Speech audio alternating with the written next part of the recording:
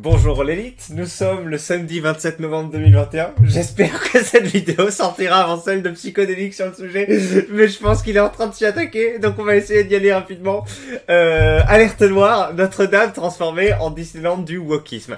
Nous allons donc lire un article diablement pertinent de valeur actuelle. Donc voilà, si elle nous dit... en fait, il cite l'article qu'on va donc lire ensemble. Rénovation de Notre-Dame, nous dit Valeurs Actuelles, le magazine effectivement connu de droite depuis plusieurs années, qui commence à essayer de faire du combini slash brut, ça je sais pas trop quoi, sur Newsgag. La cathédrale transformée en un Disneyland du politiquement correct. Dans les colonnes du Télégraphe, des articles, donc c'est un truc en anglais je crois, enfin ou américain, Télégraphe, regardez. En fait l'article original en anglais est là, et après Valeurs Actuelles a récupéré le truc. Donc c'est quand même rigolo que une construction française, hein, un sujet français soit d'abord traité aux États-Unis, puis ramené en France. Des architectes qui ont consulté les plans de la cathédrale, ravagée par un incendie en 2019, on s'en souvient, décrivent des rénovations aberrantes comme un sentier de la découverte et des expositions Le christianisme pour les nuls. C'est comme si Disneyland entrait dans Notre-Dame. Ces mots ont été confiés par Maurice Culot, qui n'en manque pas, un architecte basé à Paris au Télégraphe, dans un article publié vendredi 26 novembre. Dans les colonnes du quotidien britannique, il fustige les projets de rénovation qui entourent la cathédrale, en partie ravagée par les flammes le 15 avril 2019. Et le spécialiste ajoute peu après, visiblement amer, ce qu'il propose de faire ne se serait jamais produit à l'abbaye de Westminster ou à Saint-Pierre de Rome. C'est une sorte de parc à thème, très enfantin et trivial, étant donné la grandeur du lieu. Effectivement, donc Westminster, Saint-Pierre de Rome sont des édifices religieux très visités, donc je crois que le monument le plus visité à Paris, c'est pas la Tour Eiffel, et je crois qu'en premier c'est la cathédrale, et enfin à l'époque, hein, et en deuxième c'était Montmartre. Donc vous savez, Montmartre c'est une église blanche sur une espèce de hauteur. Donc effectivement, comme c'est très visité, les architectes, alors je sais pas si c'est plutôt le gouvernement, plutôt l'église, je sais pas, j'espère qu'on va nous donner cette information. En tout cas, les architectes qui sont missionnés par qui? Le gouvernement ou l'église? Franchement, je sais pas. On va voir. Qui finance la reconstruction de Notre-Dame? Non, mais finance, on sait, c'est en grande partie des milliardaires, mais... Bon, écoutez, on n'en sait rien. Vous me dites si vous le savez. Moi, je sais pas si c'est le gouvernement ou l'église, la moitié des deux ou autre. En tout cas, les architectes missionnés veulent faire de l'éveillisme, hein, parce qu'il faut... D'ailleurs, qu'est-ce que vous pensez d'employer le mot woke, SJW, en France? Parce que c'est des luttes qui nous viennent des États-Unis, hein.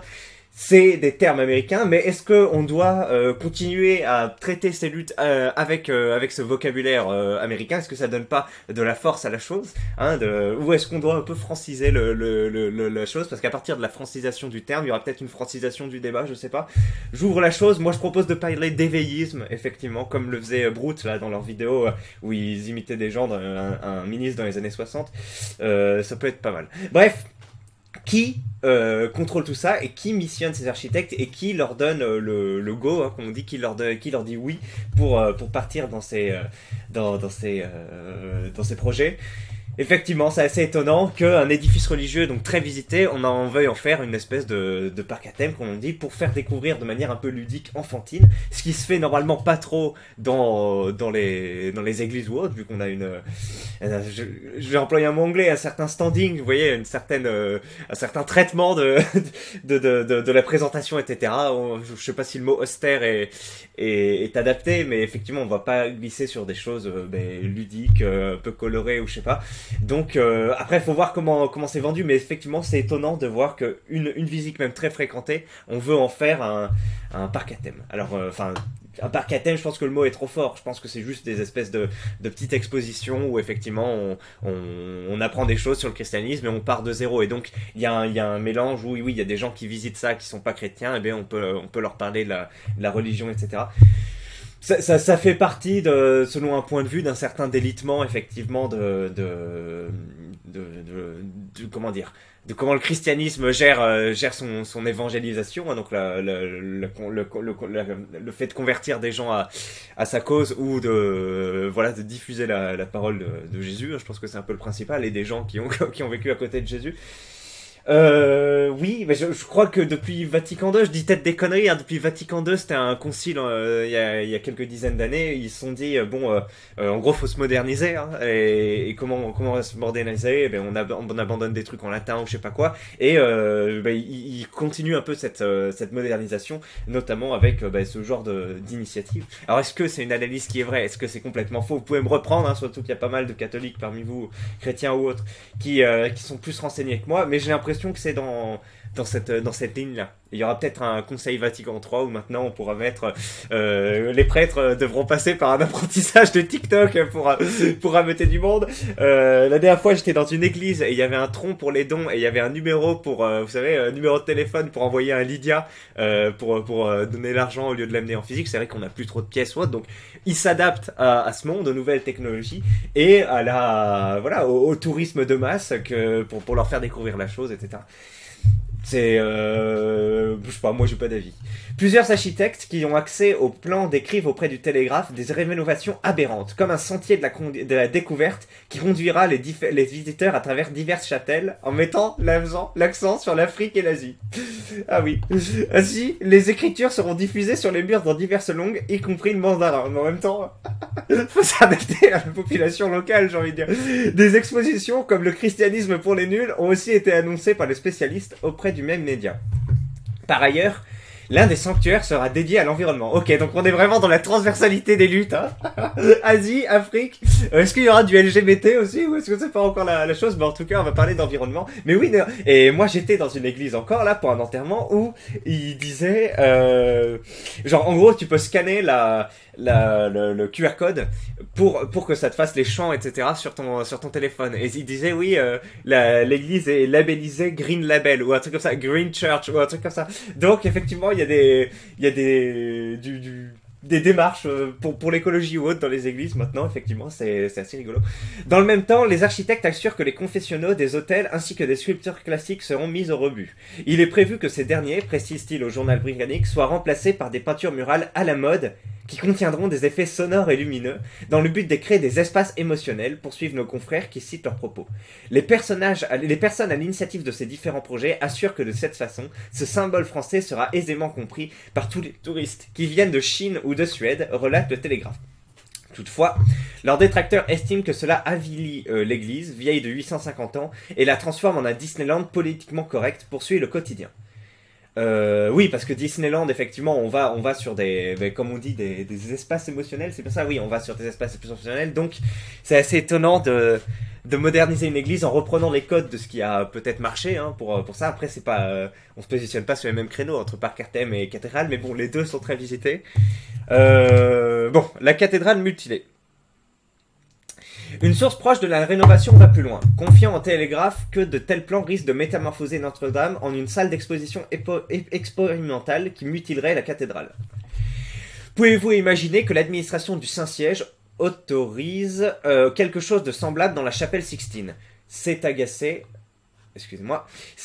cette même source qui a eu accès au dernier plan. Et de conclure ces termes pour étayer son point de vue, c'est le politiquement correct devenu fou. Ils veulent faire de Notre-Dame une salle d'exposition liturgique expérimentale qui n'existe nulle part ailleurs, alors qu'elle devrait être un repère où le moindre changement doit être traité avec la plus grande prudence.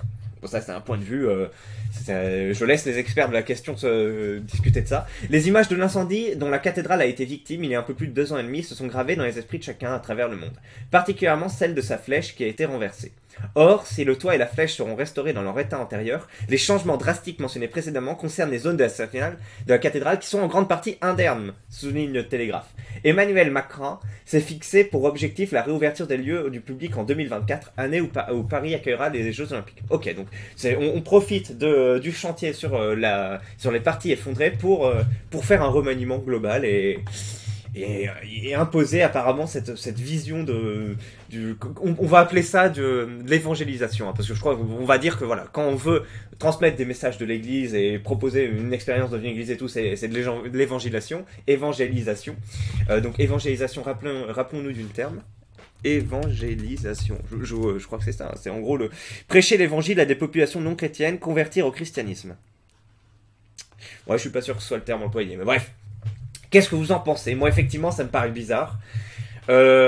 c'est le premier pas vers oui, toujours plus. Donc c'est un peu rigolo que l'Église, qui est un peu la gardienne du temple, hein, se tenait à l'écart de ce genre de surenchère et voilà, se transforme en laboratoire. Après, est-ce que ça n'a pas été déjà fait, j'imagine, dans des trucs évangélistes ou autres, parce que les Américains sont complètement euh... enfin, voilà, on les connaît, les Américains, hein, exubérants, etc. Ça m'étonnerait pas que dans certaines églises évangélistes, pasteurs, je sais pas comment ça s'appelle leur truc, ils aient tenté ce genre d'expérience et il faut voir ce que ça donne. Je sais que cette religion évangéliste, ça marche beaucoup comment ça s'appelle, au Brésil et aux États-Unis, non, c'est le truc qui connaît la plus forte croissance, même plus que l'islam ou autre. Donc est-ce qu'ils ont employé ce genre d'initiative, et c'est en regardant ça qu'ils se disent tiens, on va faire la même chose. Le but, j'imagine, c'est d'évangéliser, et puis après que des gens donnent de l'argent à leur église, hein, comme on dit. Donc, je sais pas trop, mais moi ça m'étonne, et à première vue, non, je trouve qu'on détruit quand même une église, une expérience qu'on a connue, hein, celle qu'on connaît dans les églises. Après, il y aura que à la cathédrale Notre-Dame que ça se passera comme ça. Mais ça va s'étendre à d'autres monuments après, vu que c'est un laboratoire, comme ils disent, et donc il y a un petit problème. Après, qu'est-ce qu'on nous dit? On ne sait pas ce que ça veut dire de mettre l'accent sur l'Afrique et l'Asie. Comment on va mettre l'accent sur ça? Est-ce que ce sera un truc un peu culpabilisant, les missionnaires au Japon, en Afrique, etc. Enfin, non, parce qu'il y avait des missionnaires qui étaient pas... Non, je confonds peut-être un peu, parce qu'il y avait des missions qui étaient justement pacifiques. Merde, mais justement, je crois, au Japon, où ils pouvaient pas trop, les gars, aller imposer leurs trucs, parce que c'était pas un pays dominé militairement. Par contre, il y a des missions qui, là, étaient plus, employées avec la force, notamment, je crois, dans les pays d'Amérique latine. Vous voyez, je connais pas trop le sujet, mais on commence à l'ouvrir. Donc, est-ce que ce sera une énième, effectivement, culpabilisation des chrétiens, de la civilisation occidentale, etc. Donc, ce qui contribue à un angle de vue très prisé des éveillistes qui voilà, commence à saouler en Occident. Faut voir. Moi, quand je lis ça, ça me choque pas outre mesure, mais effectivement, c'est important qu'il y ait des gens qui se braquent, qui puissent donner du grain à moudre au débat, etc. Moi, vous savez que je suis plutôt, en général, très dubitatif par rapport aux initiatives progressistes en tout genre, que ce soit progrès technique, progrès et progrès, comment dire, sur le plan des mœurs. Donc, effectivement, c'est bien qu'il y ait des réacs qui s'y opposent pour qu'on ait au moins des arguments dans les deux camps. Mais là, il n'y a pas vraiment des arguments. C'est le politiquement correct devenu fou, une salle expérimentale qui n'existe nulle part ailleurs. Ben ça, c'est à voir s'il existe dans des trucs évangélistes ou autres. Et oui, pourquoi pas commencer par plus petit d'abord. Ce que ça donne, est-ce que ça ne trahit pas un peu le message de l'église? Enfin, j'en sais rien. Je suis pas assez expert sur le sujet, mais moi, je vous informe. Donc voilà, c'était la vidéo. Ah ben non, on va voir un peu les réactions du topic, bien sûr. Bordel, on dit d'où? Pas ça. Il faudra un deuxième incendie? Quelle honte! L'insulte à nos bâtisseurs et ancêtres.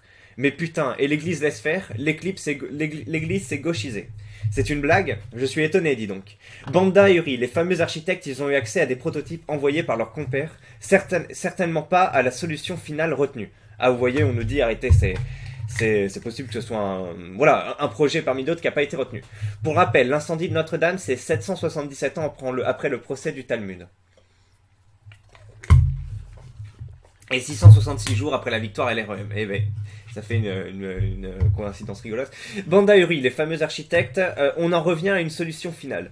Bah non, ce sont quelques plans parmi la masse de prototypes envoyés, mais la solution retenue ne sera certainement pas aussi extravagante, nous dit-on. Le simple fait... Bordel, c'est fou sur ce forum, vous croyez tout et n'importe quoi. Et même moi, j'avais pas compris que c'était un parmi d'autres. Le simple fait que l'idée est germée dans l'esprit malade d'un woke homme soja non-binaire de gauche me fait perdre tout espoir en ce pays. Pays de malade mental en perte de repère, même pas foutu de prendre soin d'un des monuments que le monde entier lui envie. Effectivement, comment dire, ce qui est fantasmé, etc., par notamment une partie des Asiatiques qui viennent visiter Paris, c'est une vision à l'ancienne du pays, une vision voilà de ce que la France, les Français, les bâtiments, etc., l'accueil français était. Et quand ils arrivent, déjà ils ont un gros décalage, syndrome de Paris, hein, ils voient des gens qui s'attendaient pas à voir, ils sont victimes d'agressions qu'ils s'attendaient pas à voir, la ville est moche alors qu'on avait vendu du beau, etc. Donc déjà il y a un décalage. Si en plus ils croient qu'ils vont visiter comment ça s'appelle des endroits à l'ancienne, etc., pour avoir une expérience, et qui se retrouvent dans une espèce de MIP Disneyland Paris, etc. Bon, après, il faut voir si ça leur plaît, mais c'est effectivement un délitement de la culture à l'ancienne, on va dire, qui sera peut-être pas aussi bénéfique que d'autres. Donc là, je me place du point de vue du tourisme. Mais bon, c'est des sujets qu'on touche, qu'on maîtrise parfaitement. Demande-toi pourquoi, pourquoi on croit n'importe quoi quand il s'agit de wokisme, quand la réalité est plus ahurissante que South Park ou le Gorafi, tu es en droit de croire à beaucoup de choses. C'est vrai. Il y a des gens parfois qui s'offusent, par exemple quand il y a eu l'affaire psychodélique contre Kelly ou enfin contre, qu'ils l'ont piégé avec un article sur la mangue, etc. Enfin, je suis désolé, je regarde pas mal de trucs d'extrême gauche, de woke, etc. Moi, le truc de la mangue me choque pas du tout. Me choque pas du tout. Ça pourrait être tout à fait, tout à fait vrai. Et ce genre de choses aussi. Donc, pourquoi on en croit n'importe quoi avec le wokisme? Il y a effectivement des gens qui pensent tout et n'importe quoi, parfois qui ont pignon sur rue et qui peuvent parfois imposer leur vision, leur démarche, etc. Donc oui, il y a plus grand chose qui choque. Il y a plus grand chose qui choque. Dans les deux camps, hein. Dans les deux camps. En gros, ce serait une sorte de musée. C'est vraiment la mort du christianisme du coup. Comme si le christianisme se résumait à Notre-Dame. Le christianisme est spirituel et pas matériel. Même si Notre-Dame est profanée, Jésus-Christ reste celui qui jugera chaque être humain après sa mort. Dieu a laissé le temple se faire détruire par les Perses dans l'Ancien Testament. Je savais pas qu'il y avait une opposition perse-chrétien dans l'Ancien Testament. Ça se rapproche. Ah non, mais attends, dans l'Ancien Testament, il n'y avait pas encore de chrétiens, c'était que des juifs. Si vraiment ce projet était réel, ce serait la débandade dans les gonds, car jamais Arnaud ou Bolloré, qui sont des frères en Christ et les plus gros donateurs de la rénovation, accepteraient ce choix. Les dons sont défiscalisés, c'est juste une opération de communication majeure. Non, tu oublies ils sont défiscalisés jusqu'à un certain pourcentage et donc tu perds du fric en fait. Et de deux, ces deux-là ont expressément refusé le remboursement fiscal et ce dès le début pour pas donner des arguments aux antichrétiens de la France insoumise. Tu connais le marketing, avoir une bonne image ça te parle. Ils sont frères en Christ, retiens-toi sur le thème, ça t'évitera de passer pour un lent. Frères de rien du tout, ils veulent juste de la thune, en donnant à perte. Le QI crève à fond sur le topic. Bon, effectivement, après c'est pas antinomique, mais oui, j'avais vu qu'ils avaient refusé la défiscalisation de leurs dons, enfin le remboursement fiscal, ce qui m'avait étonné. Moi aussi, je croyais que c'était une opération de communication et de défiscalisation. Eh bien non. Donc ça montre déjà qu'ils sont prêts à perdre de l'argent pour financer ça. Après, quel est leur degré de christianisme, je suis pas sûr qu'on les ait déjà entendus s'exprimer sur la question haute, mais bref, ça nous dépasse. Non mais les Ray, vous vous entendez parler, vous croyez que le gouvernement va mettre de l'argent des dons pour dire ah bah non MDR, on va construire un musée indiquant une idéologie politique. Si ça passe, ça va être simplement une guerre contre le gouvernement. Ah ya, parce que tu crois que les Français iraient se soulever pour ça? Ils se sont pas soulevés en soutien aux gilets jaunes quand le coût de la vie explosait. Ils se sont pas soulevés quand Macron nous tenait en mode qu'ils viennent me chercher après le scandale de l'affaire Benalla. Ils se sont pas soulevés quand l'Élysée a été transformé en boîte de nuit full trans travesti lors de la fête de la musique. Ils se sont pas soulevés malgré la gestion catastrophique de la crise sanitaire, des dizaines de mensonges et de décisions contradictoires sans même parler du retrait de nos libertés. Ils se sont pas soulevés non plus récemment quand le prix des carburants a largement dépassé le prix de ce qui avait motivé les gilets jaunes à l'époque. Donc tu crois vraiment que les Français, catholiques de surcroît, vont faire quelque chose pour Notre-Dame? Ça fait 2 ans depuis cet incendie extrêmement louche et tout le monde a oublié ce qui est passé à autre chose. Les Français sont devenus des égoïstes désintéressés de leur pays, de leur histoire et de leur héritage. Mais ce problème est malheureusement commun à tous les pays occidentaux, ou presque. C'est vrai. L'embourgeoisement, l'individualisme, l'américanisation mènent ouais, notre culture est perçue comme chiante, rétrograde, etc. Donc on se tourne vers des nouvelles choses. Oui, effectivement, c'est dommage. Si j'étais Kédrin, je deviendrais fou. Je devienne fou. Il faut bien je sais plus comment ça s'appelle, conjuguer. Rassure-toi, c'est le cas, mais je pense que la gauche est de plus en plus violente pour déclencher les droitards que nous sommes. C'est comme le poisson sur la berge, il s'agite plus quand il est à 2 doigts d'y passer. J'ai décidé de ne plus réagir et d'encourager uniquement les initiatives que je pense efficaces. Leur château est de toute manière en train de s'écrouler et à chaque fois qu'ils touchent un truc en or, ça se transforme en merde. L'exemple du film Ghostbusters avec des nanas qui a complètement bidé est parfait. Les producteurs de culture ne passeront pas leur vie à perdre du fric sous prétexte de propagande auquel ils ne croient même pas. Ah oui, effectivement, quand ça va trop d'un coup, le problème c'est qu'ils glissent des pieds au fur et à mesure et que là maintenant ça c'est toujours réfréné, mais peut-être que dans quelques années une plus large partie de la population sera woke ou etc. sera disposée à mettre de l'argent dans des projets éveillistes ou autres. Rappel oreille, ne jamais répondre aux demandes d'organisation en groupe, surtout sollicitées au MP ou par Discord. Se regrouper, c'est s'exposer. Ne jamais révéler ses intentions en public ou en privé. Ouais, c'est un peu... Quel est le projet? Comme attaque du wokisme sur les cathos passé inaperçu et pourtant soutenu par les médias, il y a eu ça. Centre pastoral Al-Bobour avait ouvert une chapelle catholique en lieu avec des messes laïques et ultra éveillées. Monseigneur Aupetit, l'archevêque de Paris, avait écrit une lettre pour bien expliquer pourquoi ils ont interdit les réunions. Aupetit, le catho des terres, ne plaît pas à ces nouveaux prêtres woke infiltrés et 2 d'entre eux s'en vont. Aujourd'hui, Monseigneur Aupetit démissionne. D'accord. Écoute, tu écris très mal, mais je vais pas lire l'article. Edom va enfin tomber. Vous savez ce que cela signifie. Deus Vult. Et ensuite, la Pax Christiana. Je sais pas ce que c'est Deum. Ça fait les indignés, mais ça va jamais à l'église et ça ne prie pas, bordel. Mais comment on peut écrire autant de conneries sans se dire à un moment que la corrélation pue du cul? Au bout d'un moment, faudrait interdire les idiots d'écrire. Tu comprends qu'on peut juste aimer un monument pour le côté culturel et artistique, entre autres, que le voir profané au lieu d'être rénové est une insulte même à l'art, où tu es limité au point de ne pas être doté de réflexion. Bon, j'ai pas encore trop compris en quoi c'était une profanation. Parce qu'en fait on n'a pas trop dit ce que c'est parti sur l'Afrique, l'Asie, etc. sur l'environnement disait, mais est-ce que le message de la sauvegarde de l'environnement est vraiment en antagonisme avec la vision du Christ? Moi j'aurais tendance à dire que non, hein, vu que dans le Christ il y a quand même toute une idée de partage, pas forcément de pérennité, mais il y a oui, son message c'était quand même on prend soin, on essaye de désintéresser de nos luttes matérielles pour une élévation spirituelle et pour un peu voilà, c'est dit rapidement, mais rendre le monde meilleur, partager un peu les ressources qu'on a, etc. Et la vision écologiste, je trouve, est très en accord avec ce que j'ai pu comprendre de certains messages du Christ. Donc voilà, après vous pouvez débattre en commentaire, mais ça me paraît pas aberrant qu'aussi que l'Église se prononce en faveur de quelques luttes écologistes ou autres. Faut voir, ça peut être bien. Un Saint-Eustache, il y a un mélange de contemporain et d'ancien avec une dimension sociale et ça passe plutôt bien même si 2 ou 3 trucs sont de mauvais goût. Faut pas crier avec les loups quand on sait pas de quoi il en relève exactement. Et voilà, c'est ce que je dis en fait. D'autant plus que ce sera pas fait qu'avec les cœurs de l'archevêque de Paris. Donc il y a quand même l'archevêque qui a pignon sur rue dans ce débat. Non mais là faut gueuler par contre, nous dit quelqu'un. Il fallait s'y attendre de toute façon car ce sont des gros milliardaires qui ont financé les réparations. Il faut bien un retour sur investissement. Moi j'ai donné du fric pour la cathédrale, il y a moyen de s'en faire rembourser, hors de question que je dépense 1 centime pour un scandale pareil. À la place t'aurais pu donner au fric au resto du cœur, au moins t'aurais réellement fait un acte chrétien, effectivement. Acte fétichiste ou acte chrétien, enfin c'est la vidéo de Moisy, de Ban, etc. C'est l'objet c'est un peu le débat. Et effectivement, les croix calvaires, c'est comme des cathédrales ou autres, c'est de la foi fétichiste. Et apparemment, c'est pas ce qui plaisait le plus à Jésus. Quand on voit ce qu'il mange au resto du cœur, ah oui, c'est vrai.